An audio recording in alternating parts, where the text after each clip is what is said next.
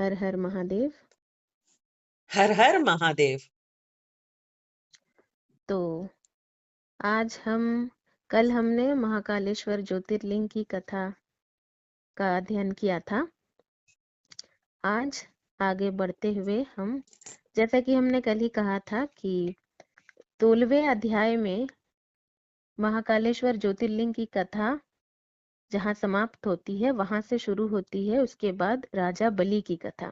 तो कल राजा बलि की कथा का अध्ययन हमने नहीं किया था क्योंकि उससे फिर और भी चर्चा लंबी हो जाती, तो वो चर्चा हम आज करेंगे।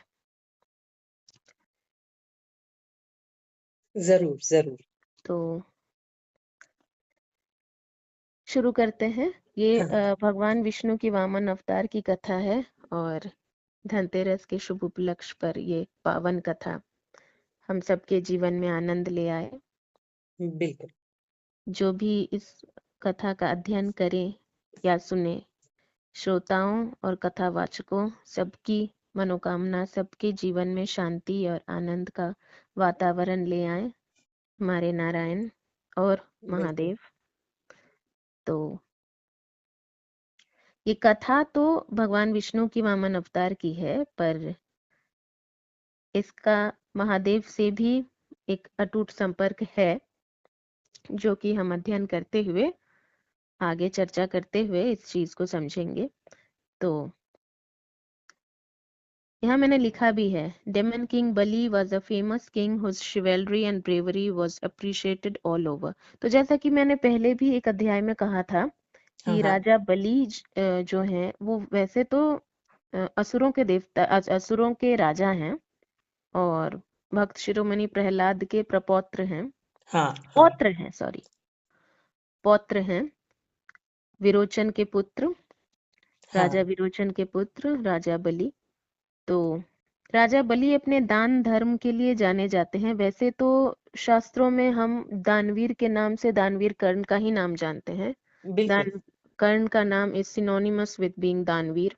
वो हम सब जानते हैं कि उन्होंने दान में क्या देवराज को अपना कवच भी दे दिया था, कवच कुंडल। तो बिल्कुल। खैर वो मतलब वो उसकी चर्चा हम कभी करेंगे अगर हमारा सौभाग्य हो तो। फिलहाल हम, ये भी काफी सौभाग्य है कि हम भगवान के वामन अवतार की कथा का अध्ययन कर रहे हैं। The pleasure is all hours. बिल्कुल बिल्कुल। तो राजा बलि को भी दानवीर के नाम से जाना जाता है क्योंकि इन्होंने भी देवता को दान दिया और सब कुछ जानते हुए दान दिया। वैसे तो दानवीर कर्ण ने भी सब कुछ जान ही चुके थे वो, पर यही दानवीरों की ना महत्ता है। मतलब बिल्कुल बिल्कुल। उनका बड़प्पन यही इसी में है। जो चीज में हम बहुत आसानी से दे सके वो देना, वो भी अच्छी बात है, पर मैं दानवीर तभी बन पाऊंगा या बन पाऊंगी जब मेरे लिए सहूलियत हो, तो वो दानवीर नहीं कहलाता। बिल्कुल बिल्कुल। तो यहाँ राजा बलि के राजसभा में उपस्थित होता है कटासिर राहु। वो तो हमेशा से ही थोड़ा छलिया था ही। हाँ और वो लगे रहता है अपने काम में, वो उत्तेजित करता रहता है। हाँ। हाँ। पूर्वावलोकन में ना इस बात को हरीश भिमानी जी की आवाज में आप बहुत अच्छे से सुन पाएंगे। उन्होंने भी कहा है कि उत्तेजित करने हेतु प्रस्तुत होता है राजा बलि की राज्यसभा में। बिल्कुल। तो और उसका साथ देते हैं दैत्य गुरु शुक्राचार्य, क्योंकि दैत्य गुरु शुक्राचार्य ने अपने अपमान, मतलब क्योंकि दैत्य गुरु शुक्राचार्य ने असुरों का मतलब गुरु होना इसलिए चुना क्योंकि देवताओं, वो उन्हें आशा थी कि उन्हें देवताओं के गुरु का पद मिलेगा, पर जब ऐसा नहीं होता तब वो असुरों को चुनते हैं कि मैं इनका गुरु बनूंगा। तो अब तो उस बात की टीस रहती है दैत्य गुरु शुक्राचार्य में। तो वो हर अवसर को मतलब सोचते हैं कि इस अवसर में मैं ये प्रमाणित कर पाऊं कि मैं मतलब देवगुरु बृहस्पति से ज्यादा योग्य गुरु हूँ। हाँ। And this was not a very correct decision of appointing him as the Devguru and not me. तो अच्छा। अच्छा। ये चीज उनमें था। तो वो उससे ग्रसित होकर हमेशा ही मतलब वो मौका ढूंढते ही रहते थे। तो अब यहाँ राहु के बात को वो समर्थन करते हैं। और यहाँ मैंने लिखा भी है, daitya guru Shukracharya to kept insisting to wage war against devatas. तो वही king Bali finally gives in and announces war against devatas. तो अब देवता तो, क्योंकि ये बहुत बलशाली हैं सारे दैत्य, मतलब हाँ, हाँ, खासकर राजा बलि, तो देवता हार जाते हैं। देवराज अपन अन्य देवगण सहित पलायन करते हैं हाँ, रणभूमि से और ब्रह्मलोक पहुंचते हैं। और देवराज की तो ये मतलब है ही कि हार कर ब्रह्मा जी के पास जाओ, उपाय पूछो, या विष्णु लोक चले जाओ, वैकुंठ लोक चले जाओ, नारायण से उपाय पूछो, ये तो वो करते ही हैं। तो यहाँ भी वही करते हैं। तो वो ब्रह्म लोक पहुंचते हैं तो ब्रह्मा जी उन्हें कहते हैं कि अब केवल आशुतोष भगवान शिव ही तुम्हारी रक्षा कर सकते हैं। हाँ, अब हाँ, यहाँ, क्योंकि अब प्रहलाद स्वर्ग पर अपना आधिपत्य स्थापित कर चुका होता है, क्योंकि वो युद्ध भूमि में जीत चुका होता है। तो विजयी राजा बलि पहुंचते हैं स्वर्ग में। वहां वो अपने पितामह प्रहलाद का बहुत हार्दिक स्वागत करते हैं। और वो प्रहलाद को इंद्रासन भी देते हैं कि आप इस पर विराजमान हो और हाँ, मैं सारा मतलब राज्य कार्यभार संभालूंगा। मतलब like I am the administrator, I am the हाँ, मतलब चीफ आर्मी ऑफिसर जो युद्ध लड़ेगा, आप मतलब इस इंद्रासन पर हाँ, विराजमान रहिए। पर प्रहलाद, यहाँ मैंने लिखा भी, but Prahlad refuses, citing the reason of his disinterest in worldly riches after becoming sanyasi. तो यहाँ पितामह प्रहलाद, मतलब बलि के पितामह प्रहलाद, वो राजपाट बहुत पहले ही त्याग चुके होते हैं और संन्यास धारण करते हैं। और वो जब तक उनका पूरा जीवन ही उन्होंने, वो बहुत ही धर्मपरायण रहे हैं। भक्त प्रहलाद की कहानी हम सब जानते ही हैं। बिल्कुल, वो बिल्कुल। भगवान विष्णु के नरसिंह अवतार की कहानी है। हाँ, और शुरुआत होती है भगवान के वराह अवतार से ही। तो हाँ, वो भी हम कभी विष्णु पुराण को अगर आगे डिकोड करें, हाँ, हमें हाँ, अगर वो अवसर मिले तो हम जरूर करेंगे। हाँ, तो यहाँ प्रहलाद, हाँ, तो यहाँ प्रहलाद बलि को, यह मैंने लिखा भी है, Prahlad advises Bali to rule with righteousness and never make righteous people suffer. तो यहाँ ये बहुत बड़ी शिक्षा बलि को देकर जाते हैं कि तुम धर्म पूर्वक अपना राजपाट संभालो और धर्मपरायण लोगों को कभी क्षति न पहुंचाओ। अब इस पे ये बात तो बहुत अच्छी वो कह जाते हैं, पर उनके मतलब जाने के उपरांत ही राहु उन्हें भटकाने लगता है कि मतलब वो तो भगवान विष्णु के भक्त हैं, क्या वो हमें भी, मतलब आपको भी विष्णु भक्ति का आदेश दे रहे हैं, क्योंकि भगवान विष्णु के कारण मेरी ये हालत है। तो वो तो भगवान विष्णु को कभी पूज ही नहीं सकता ना राहु। और दैत्य गुरु शुक्राचार्य ने भी कहीं ना कहीं एक मतलब शत्रुता अपने मन में ही, हाँ, ये हाँ, मन माना मतलब प्रतिशोध है उनका। तो बिल्कुल। फिर यहाँ हमारे ब्रह्मा जी अन्य देवतागण सहित कैलाश पहुंचते हैं। तो भगवान शिव उन्हें ब्रह्म यज्ञ का परामर्श देते हैं। फिर इधर बलि के राजसभा में तो ये सब भड़काना वो सब चलता ही रहता है, पर वो अपने पितामह के खिलाफ तो सुनना नहीं चाहते। हाँ, तो बहुत ही चालाकी से बात को घुमा फिरा कर राहु, मतलब यहाँ हमने लिखा है Rahu warns him about Indra and his kapat. तो यहाँ मैं ट्रेचरी भी लिख सकती थी, कपट मैंने जानबूझकर लिखा। अच्छा।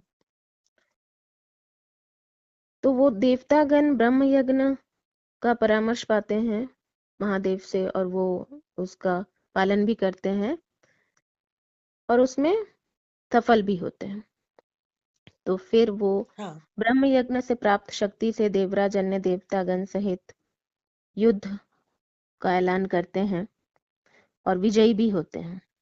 और देवराज राजा बलि को अपने वाहन वज्र के द्वारा राजा बलि की हत्या भी करते हैं। हत्या, आई डोंट थिंक सो हत्या word is the right word, मुझे वो वर्ड इस वक्त याद नहीं आ रहा है। हम बहुत जब ना महाभारत सुनते थे तब वो कहते थे। वो इसी लाइन को तो उस तरह से मैं, अगर तुम बोलो तो मैं बोलूं एक लाइन ये। हाँ बिल्कुल बिल्कुल। युद्ध के दौरान राजा बलि वही मृत्यु को प्राप्त होते हैं। मृत्यु को तो प्राप्त होता नहीं, एक हाँ, पर्टिकुलर ना एक बहुत ही सुंदर वर्ड था जो महाभारत में बहुत ही यूज होता अच्छा था कि वीर अच्छा गति को अच्छा प्राप्त होते हैं। हाँ अच्छा राइट राइट। अच्छा। क्योंकि युद्ध में जो भी योद्धा युद्ध करते हुए हारता वीर है ना, गति। हाँ वीर गति को प्राप्त हाँ होते हैं। हाँ, तो बिल्कुल। वही मैंने वीर गति कहा ना। हाँ हाँ हाँ, तो उसको वीर कह, क्योंकि वो पलायन तो नहीं करता ना, तो वो बिल्कुल वीर है। पर युद्ध में किसी न किसी की जीत, किसी न किसी के हार, और युद्ध में हार का मतलब मृत्यु ही है, तो उसको मृत्यु ने वीर गति। बिल्कुल बिल्कुल। तो जैसे कि नॉर्मल मतलब ऐसे वॉरफेयर में ना, जब एक कंट्री की दूसरे कंट्री के साथ वॉर होती है तब भी शहीद कहते हैं ना हम हिंदी में। हाँ हाँ हाँ, तो वही मतलब वीर का वो सम्मान। तो यहाँ राजा बलि तो वीर हैं ही, बिल्कुल तो बिल्कुल वो वीर बिल्कुल। गति को प्राप्त होते हैं।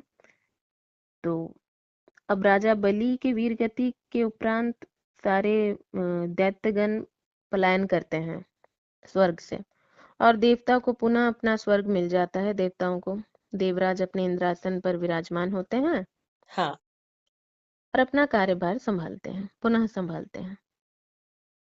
अब क्योंकि जैसे कि यहाँ चैप्टर 17 का चैप्टर 17 खत्म होता है, अध्याय 17। अब अध्याय 18 में शुरू, जैसे कि मैंने पहले ही कहा था कि वो समुद्र मंथन समझाया का डिकोडिंग के वक्त मैंने कहा था हाँ कि हाँ क्यों दैत्यगण जिन्होंने वासुकी नाग के मुख की ओर उन्हें रहना था, तो क्यों वो पक्षपात नहीं है, क्योंकि वासुकी नाग के मुख से तो विष निकलेगा, पर फिर भी क्यों उन्हें वहां रखना पक्षपात नहीं था, क्योंकि जब तभी मैंने कहा था कि दैत्य गुरु शुक्राचार्य के पास संजीवनी मंत्र का हाँ एक वो लाभ था। हाँ तो यहाँ दैत्य गुरु शुक्राचार्य अपने वही संजीवनी मंत्र द्वारा राजा बलि को पुनः जीवन दान देते हैं और उन्हें 100वें अश्वमेध यज्ञ का परामर्श देते हैं। 100 अश्वमेध यज्ञ का हाँ परामर्श देते हैं। हाँ अब देवराज चिंतित हो जाते हैं ये सब सुनकर, और देव माता अदिति भी अपने पुत्र की सुरक्षा के लिए चिंतित रहती हैं। और हाँ इधर जो देव माता अदिति या दैत्य माता अदिति, इन दोनों में ना मतलब वो चलता रहता है कि मेरे पुत्र की गलती नहीं, मेरे पुत्र की गलती नहीं, लड़ाई नहीं पर वो चलता रहता है। हाँ तो हाँ देव माता अदिति अमरावती तीर्थ जाती हैं भगवान विष्णु की तपस्या हेतु। भगवान विष्णु उनकी तपस्या से प्रसन्न होकर उन्हें अपने वामन अवतार की माता होने का सौभाग्य प्रदान करते हैं। हाँ तो अब हमारे देवर्षि ये तो हर एपिसोड में मैं कहती हूँ, अब ये क्यूरियस हो जाते हैं मतलब कि क्या होने वाला है। तो वो पूछते हैं मतलब ये से ब्रह्मा जी से कि मतलब क्या है बताइए, क्योंकि ब्रह्मा जी उनके पिता है ना। तो उनसे हाँ पूछते हाँ हैं तो ब्रह्मा जी कहते हैं तुम सही वक्त का इंतजार करो। यहाँ ये एक चीज है हाँ, कि हमें लगता है ना कि ऐसा लगता है हमें कई बार कि चाहे टीचर्स हों या ऑफिस में हमारे बॉस हो, कुछ कुछ भी हमें ना लगता है, या फिर रिलेटिव्स के बीच में भी, कि कुछ लोग कुछ लोगों से ज्यादा क्लोज हैं तो उनको ज्यादा एक्सेस है इंफॉर्मेशन का। बिल्कुल अगर कहीं बिल्कुल शादी हो रही हो तो मतलब, या फिर शादी होने वाली हो, तो हमें लगता है क्योंकि वो इंसान उस इंसान के ना बहुत क्लोज है, तो उसको ज्यादा मतलब पता होगा, ही और she has all the access to every information regarding this marriage, या फिर द इम्पेंडिंग मैरिज जो भी हो, या फिर ऑफिस में भी कोई प्रोजेक्ट हो, स्कूल में भी कोई बिल्कुल। इवेंट हो। तो हम्म, ये ऐसा हमें लगता है। तो यहाँ लोगों को भी लग सकता है, पर देवर्षि कितने मतलब क्लोज हैं इनसे, हाँ ऐसा देवराज को कई बार लगता है कि अरे देवर्षि आप हमें कुछ बताइए, आपको तो पता होगा, बिकॉज वो हाँ, होता है ना नेचुरल कि he is more close than us बिल्कुल बिल्कुल। टू त्रिदेव। तो इसके पास होगा, या फिर नारायण की कोई बात तो देवर्षि को पता होगी ही। बिल्कुल। पर वही है कि हाँ, कहो कहो। नहीं नहीं नहीं नहीं, मैं सुन रही हूँ, मुझे बहुत हाँ, आनंद आ रहा है ये प्रसंग सुनते हुए। तुम जिस तरह से विवरण दे रही है ना, मेरे को बहुत अच्छा लग रहा है। बोलो बोलो, रुको मत। तो वही तो ऐसा लगता है ना हमें, ये सब सारी चीजें नॉर्मल हैं। तो और हाँ जो लोग क्लोज होते हैं ना उन्हें, क्योंकि मैं मतलब यहाँ ऑफ बिट नहीं कहूंगी, just for the sake of explanation, मैं ना मतलब टेबल के दोनों साइड रह चुकी हूँ अपने लाइफ में। कहाँ कब क्या वो नहीं, उतना डिटेल में नहीं जाऊंगी, ये कथा मेरी तो है नहीं, इट्स जस्ट एन हाँ एग्जाम्पल। और मेरे ख्याल से मेरे साथ तुम भी थी। तो हाँ। हम टेबल के दोनों तरफ रह चुके हैं when we were the people who we thought to be more close to the management. वो किस जगह की मैनेजमेंट वो नहीं कहूंगी मैं, पर हमें समझा जाता था कि हम ज्यादा क्लोज हैं। और ऐसा भी वक्त था जब we were among the commons. तो बिल्कुल लाइफ के बिल्कुल। दो स्टेज में ऐसे दोनों तरफ हम रह चुके हैं। तो वो हाँ क्योंकि दोनों तरफ रह चुके हैं ना, इसलिए हमें पता है कि जो इन्फॉर्मेशन नहीं पता होनी है हाँ। वो नहीं पता होगी। बिल्कुल बिल्कुल। तो क्योंकि वो होता है ना, जैसे कि मैं एक एग्जांपल देती हूँ। अब किसी कॉलेज में कुछ लोग ज्यादा क्लोज हैं मैनेजमेंट के, तो शायद वो रोज स्टाफ रूम जाते होंगे, शायद वो रोज मतलब उस कुछ कुछ रूम्स हैं जहाँ सब, not everyone has the access, तो हम्म वहां जाते हैं। हम्म। तो दूसरे बच्चों को लगता है ना, स्टूडेंट्स को लगता है नहीं ना सब पता होगा। हाँ पर जो हाँ बात नहीं पता होनी होती है ना, वो तुम रोज स्टाफ रूम जाओ, तुम्हें नहीं पता होगी। तो ये हमें पता चल चुका था जब हम दोनों साइड रह चुके हैं। तो मैं यहाँ एक छोटी सी बात, यहाँ इतना मतलब डिविएट नहीं करूंगी मैं, ये जस्ट एक ये समझाने के लिए कि जो जैसे कि देवर्षि, उनका वैसे ही ना, जैसे मैंने कहा रोज स्टाफ रूम जाना आना, तो देवर्षि का क्या है ना, ये रोज त्रिदेव के पास ये आते जाते रहते हैं। हाँ हाँ। देवराज तो जब मुसीबत में आते हैं तभी मुसीबत से मतलब वो होकर ही जाते हैं उपाय जानने के लिए। पर देवर्षि का ऐसा नहीं है ना, वो तो जाते रहते, ब्रह्मलोक, कैलाश, वैकुंठ लोक, ये तो जाते रहते हैं। बिल्कुल बिल्कुल। तो दूसरों को लग सकता है कि देवर्षि को सब पता होगा। अब क्यूरोसिटी देवर्षि को भी है कि क्या होने वाला है, पर देवर्षि को पर ब्रह्मदेव नहीं बताते हैं, क्योंकि वही है ना कि वक्त से पहले वो किसी को भी नहीं पता चलेगी। त्रिदेव को तो सब पता है, पर वो नहीं पता। तो यहाँ क्या है कि भगवान एक ही नजरों से सबको देखते हैं, जो हम कहते हैं ना पक्षपात और ये वो नहीं करते हैं वो। आपकी जैसी भक्ति होगी आपको वैसा फल मिलेगा, तो इसमें कोई पक्षपात तो नहीं है। बिल्कुल बिल्कुल पर सही बात है। जहाँ कोई किसी बात का या कुछ, तो वो जब तक सही वक्त ना आए, त्रिदेव में से कोई भी वो किसी को नहीं बताएंगे। तो हाँ वही यहाँ फिर Lord Brahma tells him to wait, मैंने लिखा भी। तो देव माता अदिति जन्म देती हैं भगवान विष्णु के वामन अवतार को। तो हाँ ब्रह्मदेव अन्य देवतागण सहित कश्यप ऋषि कश्यप के कुटिया पधारते हैं। Lord Brahma along with other देवतास come to Kashyap hermitage, जो मैंने लिखा भी। तब एक के बाद एक ब्रह्मदेव समेत सभी देवता उन्हें उपहार देते हैं, वामन अवतार को। उपनयन संस्कार कहते हैं इसे। हाँ हाँ। तो ब्रह्मा देते हैं कमंडल, देवगुरु बृहस्पति देते हैं जनेऊ, ऋषि मुनि कश्यप ऋषि मुनि उन्हें कुदृष्टि रक्षक देते हैं, देवी पृथ्वी उन्हें मृगचर्म देती हैं, चंद्रदेव उन्हें चंद्रदंड देते हैं, सूर्यदेव छत्री। तो इस हाँ तरह से सारे देवतागण उन्हें कुछ न कुछ उपहार देते हैं।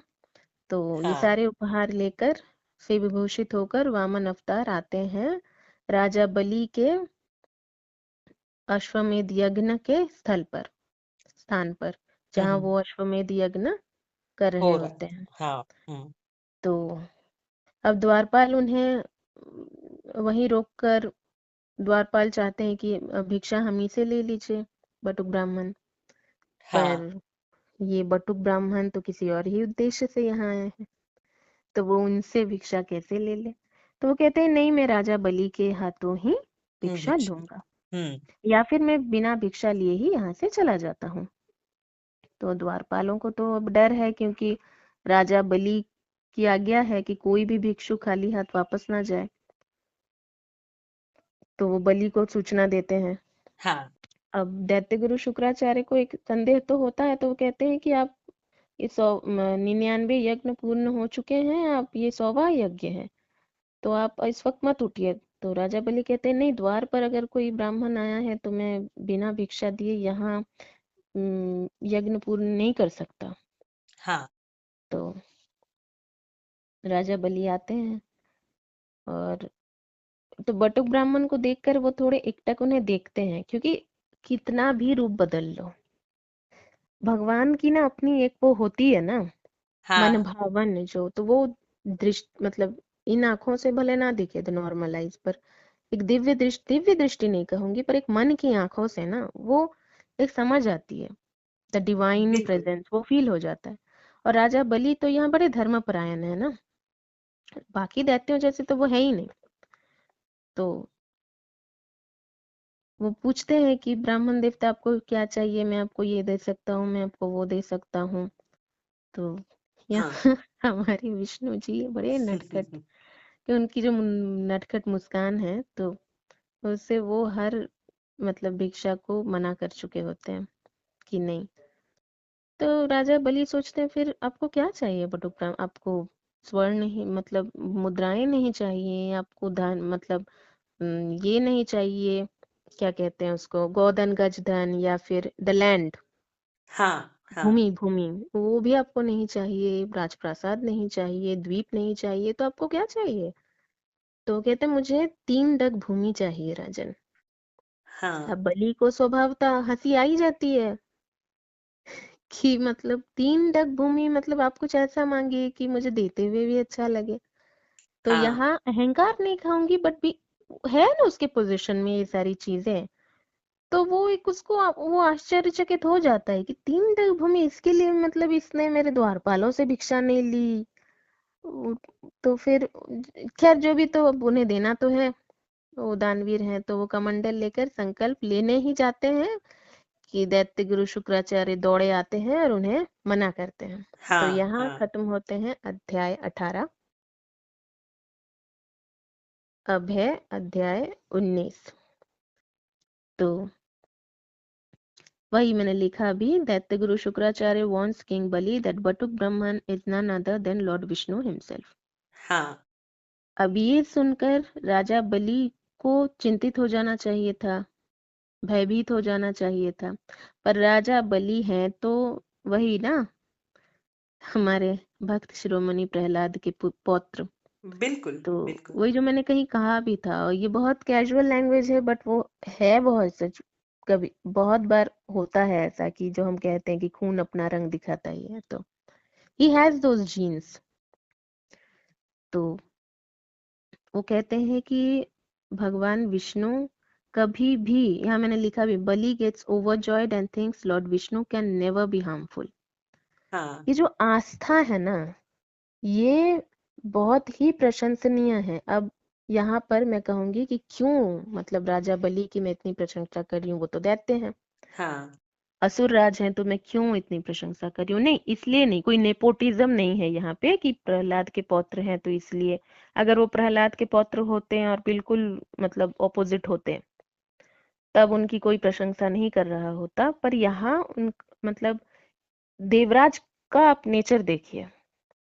अगर हम देवराज, क्योंकि वो देवता के राजा हैं और ये असुरों के राजा हैं, तो एक तरह से देखा जाए इन दोनों को अगर हम एक स्थान पर रखें, तो देवराज देवताओं के राजा होते हुए भी बहुत इनसिक्योर हैं, हाँ। जैसा कि हमने अब तक की देखा है। तो पर राजा बलि, उन्हें तो डर जाना चाहिए था ना, कि अच्छा ये भगवान विष्णु है, ये मुझे मेरा यज्ञ पूरा नहीं करने देंगे, मैं देवताओं पर वो मतलब राजपाट नहीं वो कर सकता। पर इन सब के मतलब उठ जाकर वो सोचते हैं कि अरे मतलब मैं कितना भाग्यशाली हूँ, भगवान विष्णु स्वयं आए हैं मुझे दर्शन देने के लिए। उनके दिमाग में वो सब बिल्कुल नहीं है कि ये छल कपट है, ये है, ये वो है। तो यहाँ हमें मतलब ग्लिम्स ऑफ प्रहलाद देखने को मिलते हैं। तो हाँ। ये इनके लिए इसलिए बड़ी बात है क्योंकि कभी भी दो लोगों की जर्नी सेम नहीं होती। तो राजा बलि की प्रशंसा यहाँ पर इसलिए है क्योंकि कुछ लोग कह सकते हैं तो भगवान विष्णु अगर स्वयं दर्शन देने आ जाए किसी भी रूप में तो किसी का भी मतलब प्रसन्न हो जाना स्वाभाविक है। बिल्कुल, बिल्कुल। पर यहाँ राजा बलि का प्रसन्न होना इतना स्वाभाविक नहीं था। वही मैं कह रही हूँ, no two people journey are same. जैसे कि अब हमारी मुट्ठी, इसके पांचों उंगली की जैसे हाइट एक जैसी नहीं है तो शुरुआत भी एक एक जगह से हुई नहीं रहती है पांचों उंगलियों की, है बिल्कुल, ना। बिल्कुल। तो ऐसे ही मनुष्य देव दैत्य सबकी कहानी यही है कि सबकी जर्नी एक जैसी नहीं है। तो जो चीजें कुछ लोगों के लिए स्वाभाविक है वो कुछ लोगों के लिए स्वाभाविक नहीं है। तो यहाँ बाकी किसी, अब जैसे कि स्वप्न दर्शन अगर राजा बलि को हुए होते भगवान विष्णु के तो वो अलग बात थी। पर यहाँ जिस परिस्थिति में राजा विष्णु कह रहे, सॉरी, जिस परिस्थिति में वो भगवान विष्णु के दर्शन पाते हैं और जिस रूप में पाते हैं वो याचक बनकर आए हैं यहाँ भगवान विष्णु। हाँ, हाँ।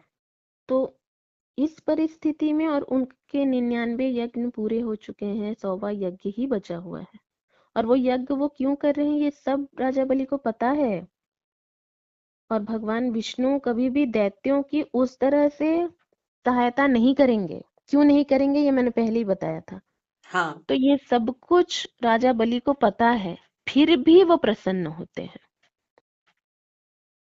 तो यहाँ राजा बलि की प्रशंसा बनती है। बिल्कुल, तो बिल्कुल। और अगर वैसे देखा जाए ना तो ये बात सत्य भी है कि भगवान विष्णु अगर आपसे कुछ ले भी ना तो भी वो भगवान विष्णु नारायण है, वो आपसे कुछ लेकर आपको क्या क्या दे जाएंगे। बिल्कुल, बिल्कुल। तो वही मतलब जो यहाँ पे राजा बलि भी कहते हैं, राजा मैं दैत्य गुरु शुक्राचार्य से, कि कभी भी कोई हानि नहीं पहुंच सकती भगवान विष्णु से। ये आस्था हर मनुष्य में होनी चाहिए। और हाँ, यहाँ राजा बलि से हमें ये सीख भी लेनी चाहिए। और हमारे नारायण की मैं क्या कहूँ, मतलब अपने शरणागत आए देवता, क्या उनके शरणागत ही है ना, अपने बिल्कुल, बिल्कुल। शरणागत आए शरणार्थियों को बचाने हेतु वो मतलब ऐसा एक अवतार ले रहे हैं जिसमें लोग उनका उपहास कर सकते हैं, उनके छोटे कद का उपहास कर सकते हैं ना। हाँ, तो बिल्कुल, कर बिल्कुल। कर सकते हैं और मतलब याचक बनकर आते हैं, जो भगवान जिनके पास किस चीज की कमी है वही सब कुछ देते हैं। ये जो राजा बलि द्वीप और स्वर्ण मुद्राएं या अनेकों हीरे रत्न गोधन गजधन भूमि, ये सब की बातें जो वो करते हैं ये सब तो भगवान विष्णु अपने मतलब एक आज्ञा से सब प्रस्तुत कर सकते हैं। पर वो भगवान विष्णु याचक बनकर एक दैत्य राजा के पास आते हैं। बिल्कुल, बिल्कुल। तो मतलब इसमें तो डिकोडिंग ही डिकोडिंग है, मैं इतनी योग्य नहीं कि प्रॉपर डिकोडिंग कर सकूं। तो यहाँ मतलब मैं कहूंगी, अब क्या कहूं मैं भी प्रसन्न चित हूँ।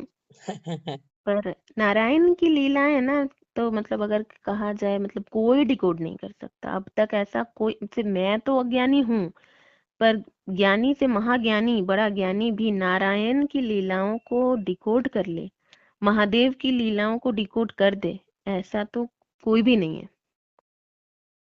पर कोशिश कर सकते हैं हम मात्र, तो ये मेरी भी बस कोशिश ही है। बिल्कुल, बिल्कुल। तो त्रिदेव की लीला त्रिदेव ही हाँ हाँ, जाने। त्रिदेव ही जाने, हाँ अपरंपार। तो यहाँ एक और बात थी जो मुझे कहनी थी, पर वो मुझे याद नहीं आ रही है ड्यूरिंग द डिकोडिंग।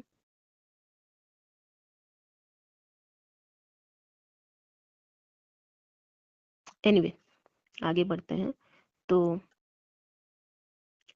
वो कमंडल लेते हैं, संकल्प लेना होता है ना दान धर्म से पहले। हाँ, तो क्योंकि वो दान ब्राह्मण को दे रहे हैं तो वो कमंडल लेते हैं। तो कमंडल से जल बाहर नहीं आता।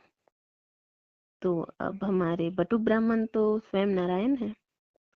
तो वो देखते हैं कि कमंडल के अंदर दैत्य गुरु अपना मतलब कद काठी कम करके वहां कमंडल के जिस स्थान से जल निकलना है वहां उसे रोके बैठे हैं अंदर। हाँ तो वो एक तिनका देते हैं। यहाँ मैंने लिखा है Brahmin gives a twig to Bali and tells him to clear the kamandal. तो उस तिनके से, और बलि उनकी आज्ञा का पालन करते हैं, तो तिनके से दैत्य गुरु शुक्राचार्य एकाक्षी बन जाते हैं। यहाँ हाँ लिखा है मैंने, the tinka blinds one of Shukracharya's eyes. Shukracharya screaming with pain comes out of kamandal and now is one eyed. तो वो एकाक्षी हो जाते हैं और हाँ पीड़ा से एकदम छटपटाने लगते हैं। तो वो विगल हो उस जाते हैं। पीड़ा में राजा बलि को श्राप देते हैं कि तुमने गुरु के कथन का मान नहीं रखा और तो तुम श्रीहीन हो जाओगे। तो इतना सब कुछ हो जाता है राजा बलि के साथ, फिर भी वो अपने वचन से पीछे नहीं हटते। अपनी बिल्कुल। प्रसन्नता से ही पीछे नहीं हटते वो। वचन तो फिर भी वचनबद्ध होना अलग बात है, पर अपनी प्रसन्नता से भी पीछे नहीं हटते वो। तो अब नारायण मतलब अपना कद बढ़ाते रहते हैं। और वो तो नारायण है, आदि अनंत। तो स्वर्गलोक, एक पग से स्वर्गलोक दूसरी से पृथ्वी नाप लेते हैं। हाँ तो हाँ ब्रह्मा जी उनके चरणों में जल भी देते हैं। तो अब तीसरा पग धरने के लिए वो राजा बलि की तरफ देखते हैं। तो राजा बलि कहते हैं जब वचन दिया है तो मैं अपना मतलब सर देता हूँ। हाँ तो हाँ भगवान विष्णु अपना तीसरा पग राजा बलि के सर पे रखते हैं, और जिसके सर पर नारायण के पद चिन्ह पड़ जाए ना, बिल्कुल। उसका कौन है मतलब कैसे हानि हो सकती है उस व्यक्ति की।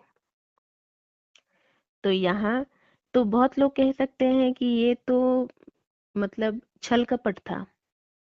ये तो फिर से वही मैंने कहा ना कि हूँ कोई नहीं मैं वकालत करने के लिए, पर लोग कह सकते हैं कि ऐसे छल क्यों किया, राजा बलि से नारायण ने ऐसे छल क्यों किया।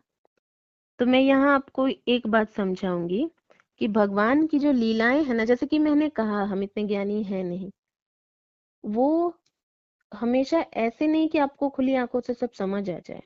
हाँ हम्म तो यहाँ कभी कभी भगवान आपको भी, यहाँ तो आपको भी बहुत कठिन मार्ग से ले जाते हैं, ताकि उस कठिन मार्ग को अगर आपने विवेक से मतलब आगे आप बढ़ें, आप दूसरे मतलब you don't succumb to vices, है ना, हाँ यू हाँ stand by your virtues hmm during tough situations. तो क्या होता है, आप और उभर कर बाहर आते हैं। आपका बिल्कुल। ना आपकी कीर्ति गुंजायमान हो जाती है अच्छा। पूरे विश्व में। ये होता है ना, क्योंकि हम्म। नॉर्मल आप लाइफ लीड करते हैं, फिर आपको क्यों आप लोग आपकी तारीफ करेंगे when you go through tough situations. और वहां आपने कुछ चीजों को ऐसे हैंडल किया हुआ होता है कि जैसे यू क्रिएट अ बेंचमार्क, है हाँ ना। तो ये तो हम्म। मुश्किल की घड़ियों में ही होता है ना। बिल्कुल बिल्कुल तो बिल्कुल। कभी कभी मुश्किल की घड़ियां ना वो आपको दुख देने के लिए नहीं आती हैं, दे आर अपॉर्चुनिटीज। हाँ अब आप अपने विवेक से अगर काम लेंगे तब तो आपको समझ आएगी ना कि ये, अगर आप आस्था रखेंगे भगवान में, जैसे यहाँ राजा बलि ने आस्था रखी हुई थी भगवान विष्णु पर, हाँ उनकी हाँ आस्था अटूट थी। वो बिल्कुल। दैत्य थे पर फिर भी उनकी आस्था अटूट थी, इसलिए उन्होंने विवेक से काम लिया। उन्हें क्या क्या नहीं भोगना पड़ा, उन्हें अपने गुरु का श्राप भोगना पड़ा। ये कितनी व्यथित मतलब दुखद घटना हो गई उनके साथ, बिल्कुल बिल्कुल पर फिर बिल्कुल। भी वो वो फिर भी प्रसन्न थे। तो ये हमें जीवन की एक बहुत बड़ी कथा समझाती है। लोग आपसे रुष्ट हो जाएं, हाँ पर आप अपने आराध्य को रुष्ट ना करें, बिल्कुल तब आपका कोई भी अनिष्ट कोई नहीं कर सकता। बिल्कुल बिल्कुल।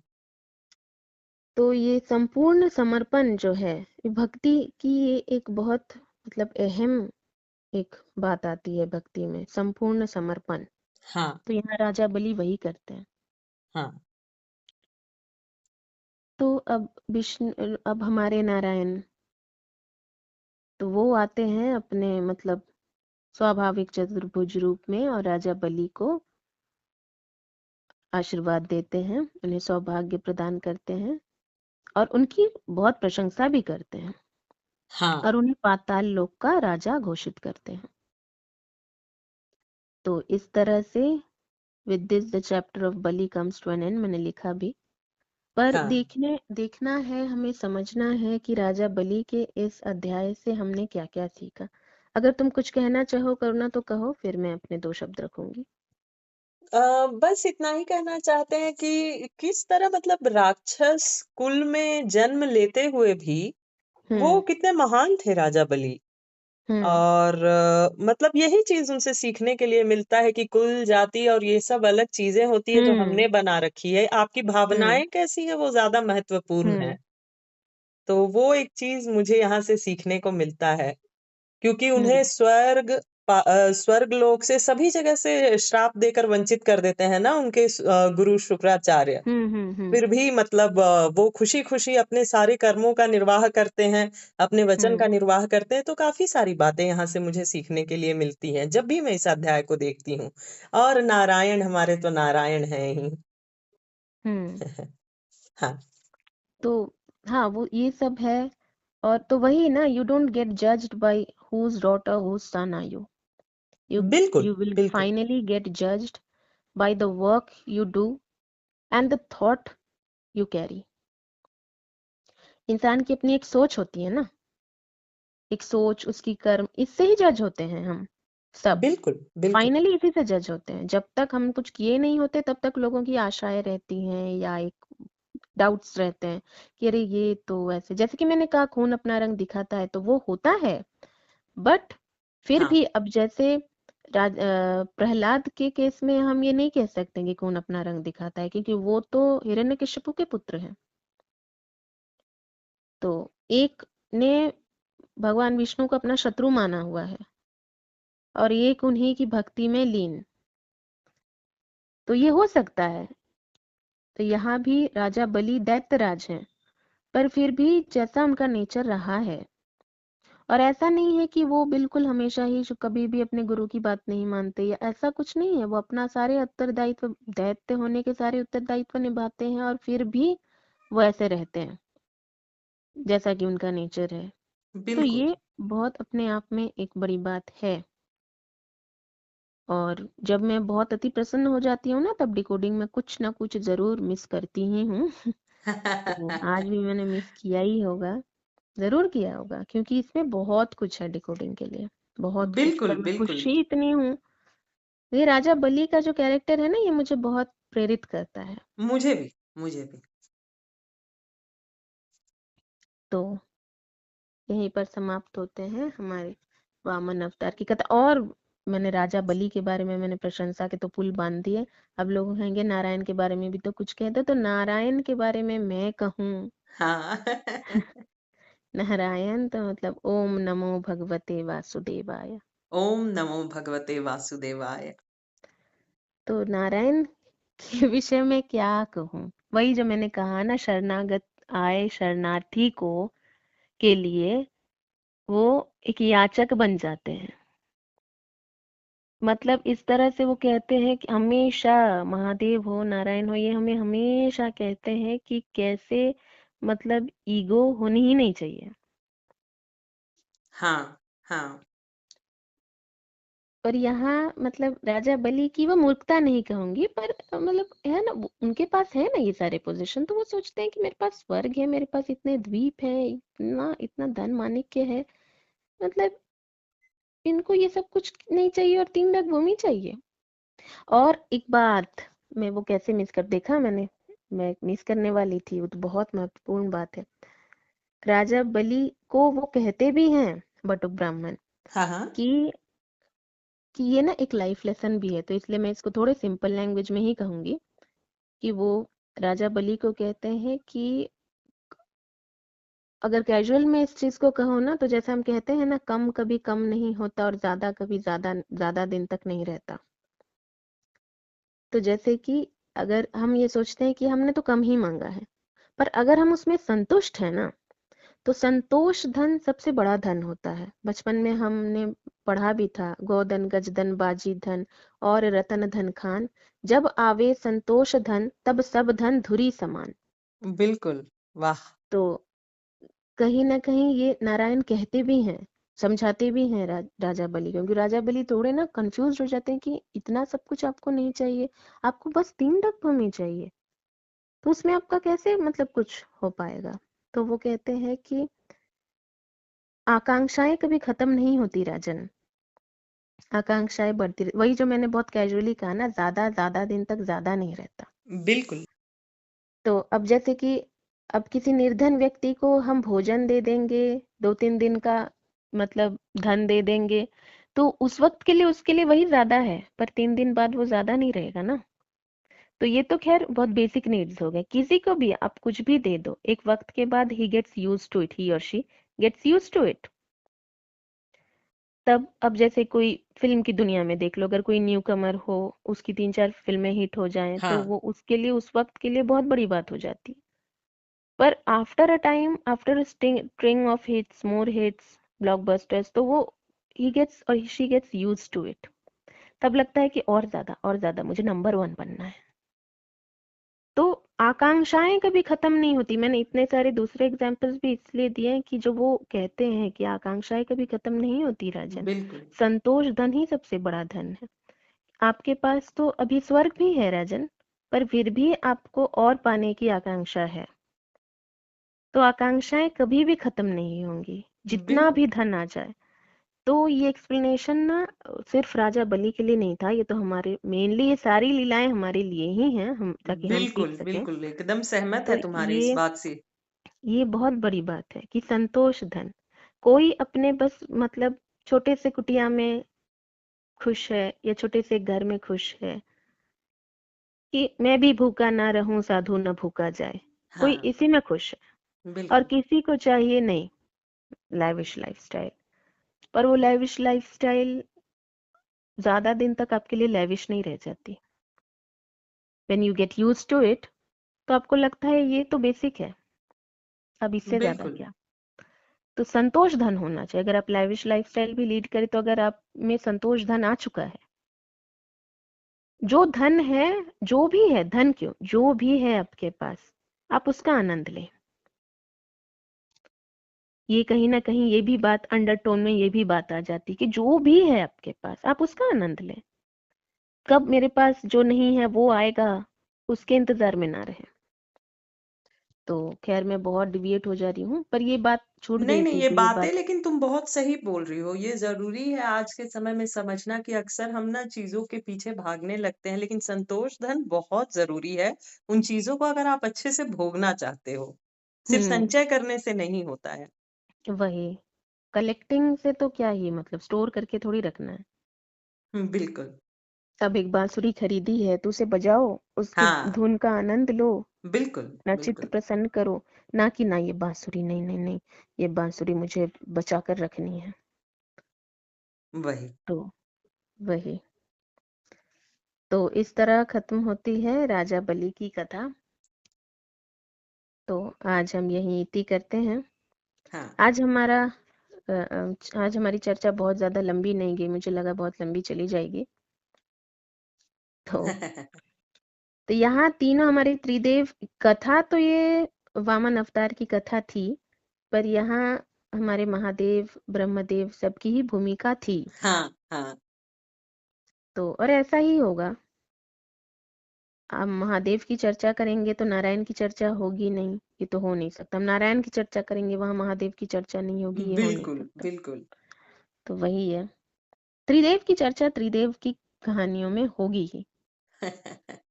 सही बात है। तो चलो त्रिदेव का एक बार नाम जयकारा कर लेते हैं। हाँ, हाँ। ओम नमो प्रजापते नमः। ओम नमो प्रजापते नमः। ओम नमः शिवाय। ओम नमः शिवाय। ओम नमो भगवते वासुदेवाय। ओम नमो भगवते वासुदेवाय। चलो इसी के साथ इति करते हैं। हर हर महादेव। हर हर महादेव।